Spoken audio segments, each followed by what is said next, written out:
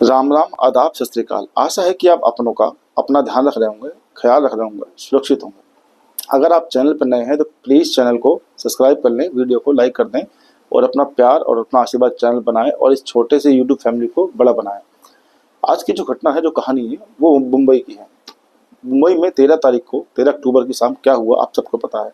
दशहरे का दिन था और बीच सड़क पर 3 लोगों ने एक शख्स जो काफ़ी नामी गिरामी नेता बाबा सिद्दीकी, उनकी हत्या कर दी, गोलियों से छल्ली कर दिया। पुलिस ने मौके पर से ही 2 शूटर को गिरफ्तार कर लिया और उसमें से एक जो है वो भागने में कामयाब रहता है। पुलिस जब इन दोनों को उठाती है, पूछताछ करती है, तो पुलिस के सामने कुछ खुलासे आते हैं और पता चलता है कि इसमें जो है तकरीबन 6 लोग जो है इस मर्डर की प्लानिंग काफ़ी दिन से, बल्कि महीनों से कर रहे थे। जिसमें से एक का नाम गुरमैल, जो मौके पर पकड़ा गया, दूसरे का नाम धर्मराज, जो इस मौके पर पकड़ा गया था, तीसरे का नाम होता है शिवा कुमार गौतम, जो वहाँ से भागने में कामयाब हो जाता है, चौथे का नाम होता है परवीन नीलाकर, पांचवे का नाम होता है शुभम नीलालकर और छठे का नाम होता है जिशान अख्तर। अब सबसे मेन चीज पुलिस ने जब पता लगाया कि इन सब आपस में एक दूसरे को कैसे जानते हैं और कब से जानते हैं और इनकी पूरी कुंडली खंगाली गई, तो पता चला कि जो गुरनैल सिंह है, ये एक हरियाणा के कैथल का रहने वाला है। 2019 में इसने अपने सगे भाई का एक जो सुआ होता है जिससे बर्फ तोड़ी जाती है, इससे वो कूद के उसको हत्या कर दी थी और 5 साल बाद 2024 में ही, अभी कुछ महीने पहले ही इसको जमानत मिली थी। और जो ये धर्मराज और जो शिवा कुमार गौतम है, ये दोनों यूपी के बहराइच के रहने वाले हैं। जब पुलिस ने छानबीन करी और यूपी पुलिस ने उनको छानबीन करी, तो पता चला कि इनके परिवार है बहुत ही गरीब है और रोजी रोटी भी कमाने के लिए बहुत मुश्किल है। और जो उनके दोनों बच्चे हैं, सबसे मेन चीज़ आप सोचिए कि दोनों जो खूनी थे, कातिल थे, इनका कोई यूपी में कोई क्रिमिनल बैकग्राउंड नहीं है, यानी बिल्कुल फ्रेश थे। चौथा जो होता है इसमें परवीन नीलालकर और शुभम नीलालकर, ये दोनों भाई हैं। और छठा जो है इसमें जिशान अख्तर भी का जो रिकॉर्ड है काफ़ी पुराना है। इसने भी कई बार मर्डर, चोरी, डकैती के इससे मामले दर्ज है, कई बार ये जेल जा चुका है। इसकी भी जमानत जो हुई है अभी 2024 में हुई थी और जेल में रहते हुए ही इसकी मुलाकात इस गुरमैल सिंह से, और साथ ही जो लॉरेंस बिश्नोई के गुर्गे हैं जेलों में बंद हैं। जो पुलिस का आंकड़ा कहता है कि तकरीबन 60 से 70% लॉरेंस बिश्नोई के जो गुर्गे हैं, जो इनके शूटर हैं, ये जेलों में बंद हैं। और उसके बाद भी इतना आतंक कुछ समझ में आता नहीं कि पुलिस क्या सही बोल रही है कि गलत बोल रही है, कुछ पल्ले पड़ता नहीं। फिर हम अपनी जो कहानी उस पर आते हैं। तभी एक पोस्ट जो होता है वो सोशल मीडिया पर वायरल होने लगता है। पोस्ट जो है आपको लगा देता हूँ स्क्रीन पे, आप पढ़ लेना। उस पोस्ट में एक जो इसमें शुभम नाम का होता है, शोभू नाम लिखा होता है उसके अंदर, ये इस मर्डर की जिम्मेदारी लेता है और वजह बताता है कि सलमान खान का ये बाबा सिद्दीकी दोस्त था, इसने उसकी मदद करी थी, इसीलिए हमने इसको मार दिया और जो भी सलमान खान को दोस्त होगा या जो भी उसकी साथ रहेगा, हम उसके साथ ऐसे ही करेंगे। और वजह एक ही थी कि जो सलमान खान पे एक काले रंग का शिकार का एक मुकदमा था, जिसमें शायद उनको कुछ सजा मिली थी, पर बिजनौर समाज ने कहा था कि तुम माफ़ी मांग लो, हम तुम्हें माफ़ कर देंगे।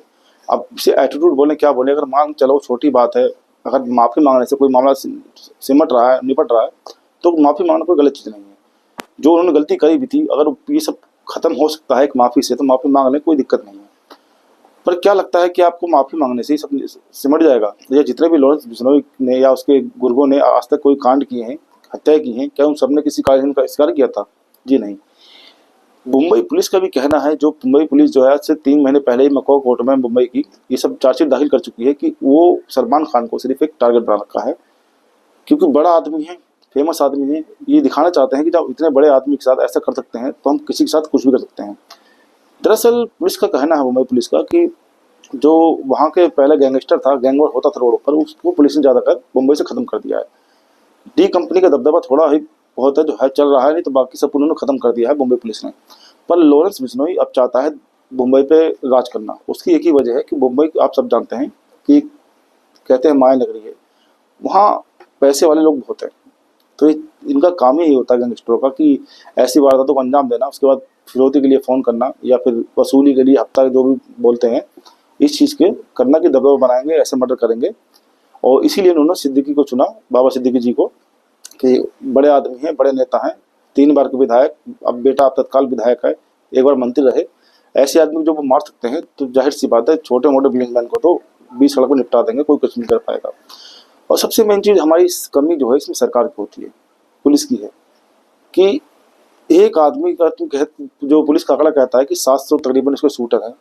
हमें तो लगता नहीं कि 700 शूटर होंगे, जिसमें से पुलिस ये भी कहती है कि उनके जो 60 से 70% जो हैं वो बंद है जेलों में। उसके बाद भी इतना आतंक, तो पुलिस सच बोल रही है या कौन सच बोल रहा है, ये तो पुलिस, सरकार या आप लोग ज़्यादा बेहतर जानते हैं।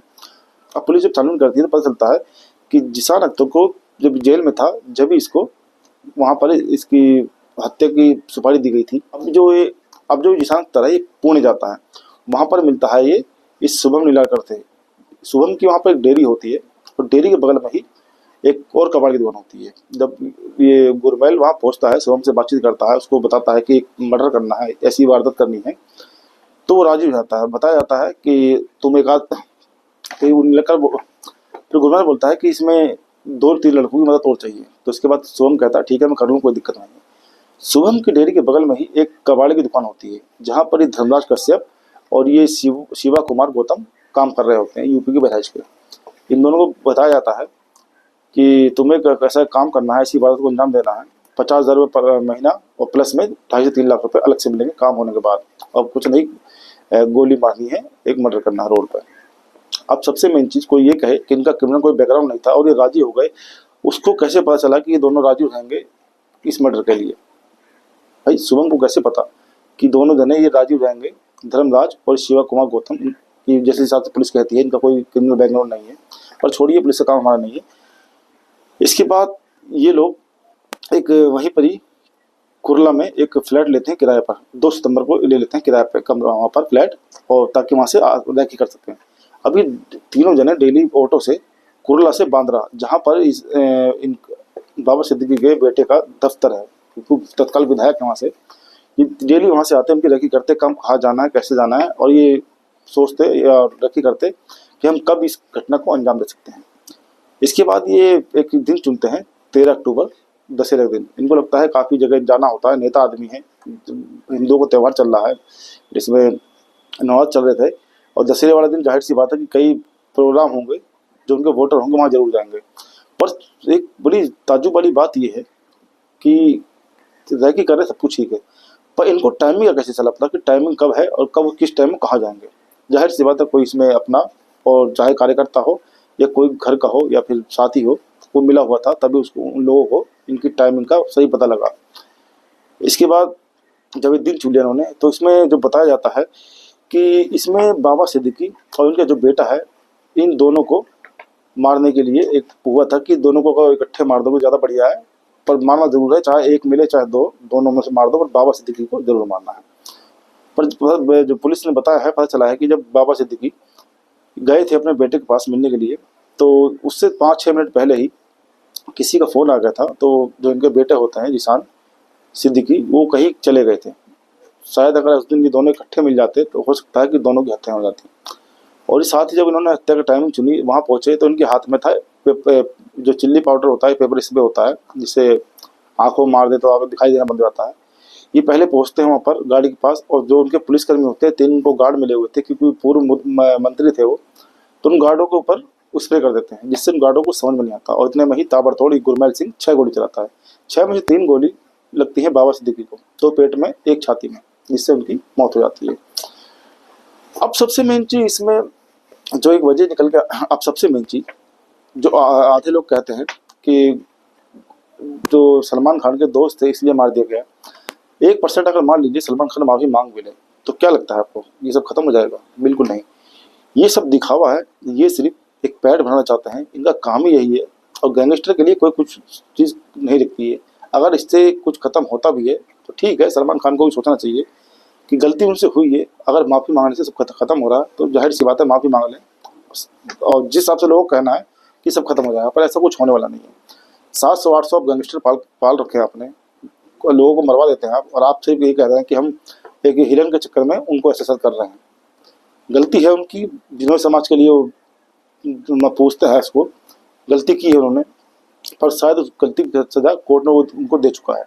फिर भी हम ये कहेंगे अगर ऐसा हो सकता है 1% भी कि सलमान खान के माफ़ी मांगने से ये जो सब क्राइम है, ये जो मर्डर हो रहे हैं, बेगुनाह लोग मारे जा रहे हैं, तो फिर उनको माफ़ी मांग लेनी चाहिए। अगर क्राइम खत्म हो रहा है तो माफ़ी मांगने से कोई दिक्कत नहीं है, छोटे नहीं हो जाएंगे। पर ये ख़त्म होने वाला है नहीं। ये तो सिर्फ बहाना है, ये सिर्फ अपनी मुंबई में पैठ बनाना चाहते हैं। सबको पता है कि मुंबई में पैसे वालों को पोस्ट की थी इस सुब्बू ने, इसके जब घर पहुंचे, जगह पहुंचे, पुणे पहुंचे, तो ये तो फरार था वहाँ से, पर इसका भाई जो प्रवीण नोलकर है, इसको पुलिस ने गिरफ्तार कर लिया है और बाकी सबकी तलाश कर रही है। अब जब ये सब मिल जाएंगे, और साथ ही लॉरेंस बिश्नोई से भी पूछताछ की तैयारी की जा रही है कि अगर लॉरेंस का इसमें हाथ है तो उसको भी शायद हो सकता है टीम आए, उसे स्पेशल कोई टीम पूछताछ करने आए, या हो सकता है उसको महाराष्ट्र मुंबई भी ले जा सकते हैं। अब आप लोग बताइए कि इसमें कितनी सच्चाई है। क्या सिर्फ एक हीरोइन के लिए ये सब हो रहा है कि उससे माफी मंगवानी है, सलमान खान को डराने के लिए हो रहा है, या फिर इसमें कुछ और ही है? हम फिर यही कहेंगे, अगर ऐसा कुछ हो सकता है, माफी मांगने से बात खत्म हो सकती है, तो कोई इसमें बुराई नहीं है, माफी मांग सकते हैं। आप अपनी राय कमेंट बॉक्स में जरूर दें, अपने आशीर्वाद बनाएं, प्यार दें और वीडियो को लाइक करें, चैनल को सब्सक्राइब करें। अपना ख्याल रखें, सुरक्षित रहें। जय हिंद, वंदे मातरम।